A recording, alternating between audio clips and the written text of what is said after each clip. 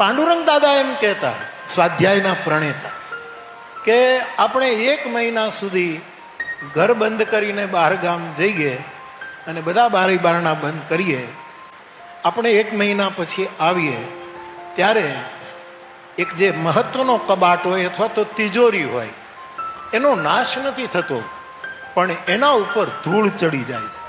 ગમે ત્યાંથી આવીને ધૂળ, આ ધૂળ એવી વસ્તુ છે ક્યાંથી આવે છે ખબર પડતી. તો બાપ પાંડુરંગ દાદા એમ કહેતા કે એ તિજોરીનો નાશ નથી થતો, પણ એના ઉપર જે ધૂળ ચડી ગઈ એને સાફ કરવાની. અત્યારે મારી તમારી સનાતન ધર્મની સેવા એટલી જ હોવી જોઈએ કે આપણો જે સનાતન ધર્મ છે એનો નાશ તો કોઈ કરી શકે જ નહીં, પણ થોડીક ધૂળ ચડી ગઈ છે. બધા બારણા બંધ રાખ્યા હતા તોય ચડી ગઈ, પણ એને ચડી ગઈ એનું કારણ આપણે ક્યાંક બહાર ફરવા વયા ગયા.